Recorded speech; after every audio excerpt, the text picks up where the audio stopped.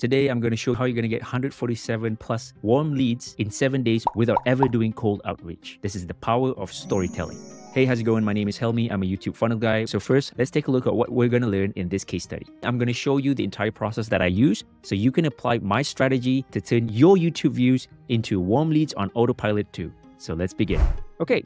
So my client's lead gen problems and a little bit of his background. So Zakwan, his name, is a financial advisor who earns commissions from recommending insurance and financial planning services. So financial advisors, insurance, property agents, you guys all fall in the same bucket, which is you're selling a commodity. You can't have control of the product. 99% of the time, he always gets rejected by outbound prospects. So his main challenge is inconsistent quality inbound leads.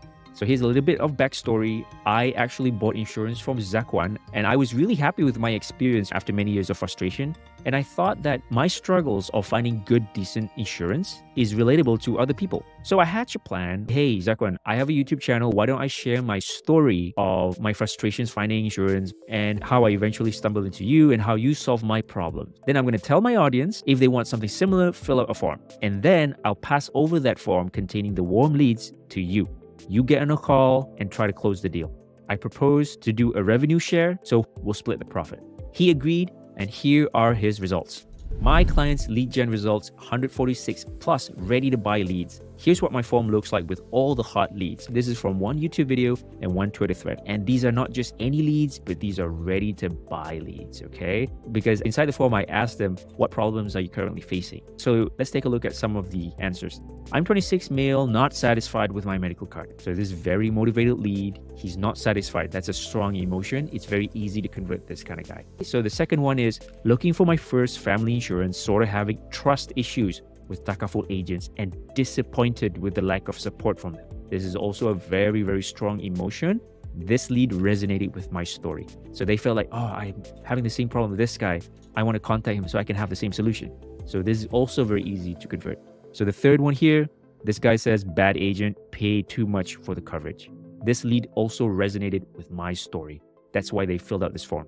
So I passed this form to Zakwan, and then that's his job to close the deal, and then we share the profits. Okay, so clients before and after. So before the YouTube funnel, if he didn't post that day, he gets no leads. So after the YouTube funnel, qualified hot leads DM him quite regularly. Before number 2, the client is a commodity and competing on price.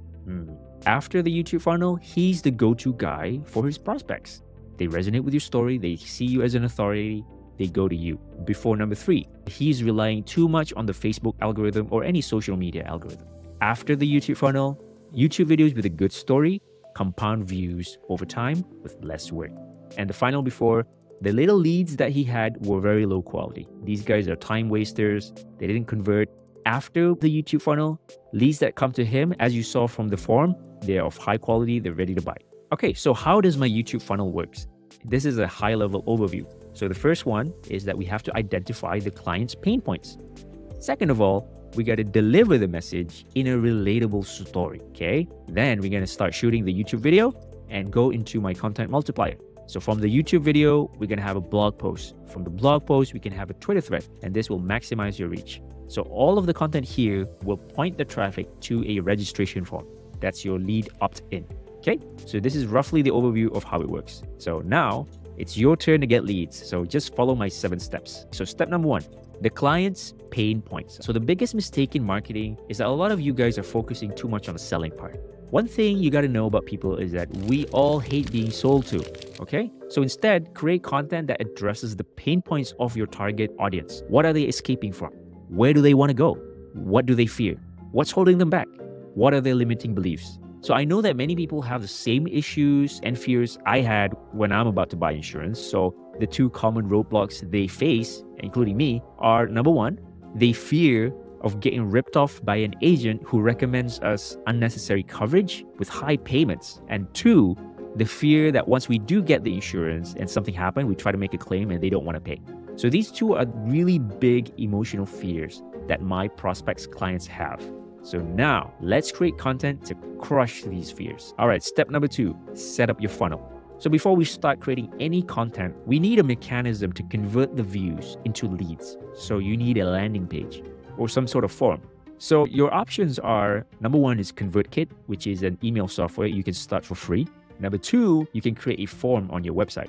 So in my case, I already have a website and a blog. So I decided to use a form on my WordPress website because it was free and it's pretty quick to set up. So you use whatever works for your situation. So the call to action for all of your content is to tell the audience to fill out that form. So in my case here, I asked them for their name, email, phone, WhatsApp, how can the financial advisor help you, like what products they're looking for, and write a short description of your problems below. So this can help us filter who's serious and who's not, okay? So once you have this set up, we can start crafting your story. All right, step number 3, identify a relatable story. So here's the thing that most businesses lack, storytelling. Why is it so important? Because simply telling your prospects how to do something is super boring. So for example, the message for my story is to don't buy insurance from a property agent, but buy it from a financial advisor. That's my message. But I can't tell people that. That's so boring. It's too salesy. So you got to wrap up that message, deliver it in a way in a relatable story. So here are some tips for crafting your perfect story. So you got to ask yourself, number one, is it easy to understand? Can as many people as possible relate to it? Number 3, does it hit their pain points? And number 4, does it end with a happy resolution to their problems? So if it ticks all of the boxes or most of the boxes here, you've got yourself a winner story. But tell me, where do you find good story ideas? I got you. The best source is actually your own experience. Think back to a time when you faced something similar and found a solution that works for you.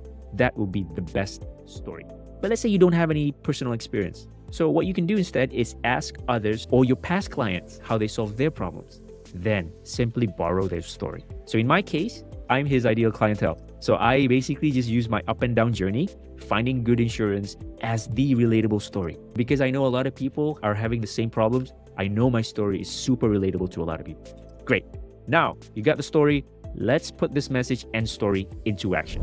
Step number 4, outlining your YouTube video. The structure of a good story always follows the same pattern. So I have a diagram here. It starts with you introduce the relatable problem, and then you have a rising action or friction, and then there's a climax or turning point, and then there's a resolution, which is your takeaway or lesson learned, and finally it's the call to action. In our case, is to fill out that form. Okay, so outlining the plot of your YouTube video is like super critical because it avoids you from rambling and it keeps the audience engaged throughout the video. So bonus, if you expand the content within each of these points, you've just created a blog post. So ditch whatever you learn about writing from school, write the blog as how you speak. Here's an example of my blog post. Look how long it is. And then the form is all the way down here. Now that you have your script ready, it's time for lights, camera, action. Step number 5, record your YouTube video. So this is where the rubber hits the road. And if this is your first video, I bet you'll have a mad case of stage fright. So here are some of my tips to make confident and engaging YouTube videos, even if you've never talked to a camera before. So number 1, talking to a camera like how I am right now, if you just stare at the lens, it could be very terrifying. So you got to imagine this camera right here that I'm looking at. It's not a camera, but it's my best friend that I'm meeting at a cafe or dive bar or whatever, a social setting. Now imagine this person that I'm talking to right now is listening to my story. I'm telling the story to this guy or girl. So use the script that you've done before to guide you to stay organized. And once you have recorded, get it edited and design a catchy thumbnail. Number 5, upload the thing on YouTube and make sure you put the link to the form in the description. Here's the actual YouTube video that I posted. All right, you've come this far, excellent job. However, it takes some time for YouTube videos and blog articles to generate organic views. Is there a way that we can quickly get views and leads? Yes, there is. Let's move on to step number 6. Create a Twitter thread. Okay, you've come this far. Congratulations again, 98% of your competitors have given up at stage 1. Okay, so pat yourself on the back. In this step, I'll share my little secret to cash in on short-term traffic. It's called Twitter threads. Okay, so you already have the blog post or script. So all you got to do is extract information out of that and turn that into a Twitter thread. So here's an example. The hook was legendary. It grabs people's attention and I got 576,000 views. Are you nuts? With that kind of numbers, some should convert into leads and customers. Come on. Finally, step number 7. Watch the leads roll in. So the Twitter threads get short-term viral leads, but dies off about 24 hours, while the YouTube and video blog posts capture long-term organic leads. So a truly potent marketing combo. So just keep an eye out on your form and website, make sure nothing breaks, especially in the sudden influx of traffic. So imagine your booking form looking like this. This is my email when that tweet went viral. It's crazy. Imagine this is your leads. Okay, so let's recap what we've learned in the takeaway section right now. Step number 1, the client's pain points. Step number 2, set up your funnel. Step number 3, identify your relatable story. Step number 4, outline your YouTube video. Step number 5, record your YouTube video. Step number 6, create a Twitter thread. Step number 7, watch the leads roll in. Okay, so there you go. These are my exact steps you can replicate to get warm leads for your business too. So if you don't have time to do this, if you need help with getting more inbound leads, book a free call and let's talk. Link in the description below. I have many other case studies, so make sure you watch out for those.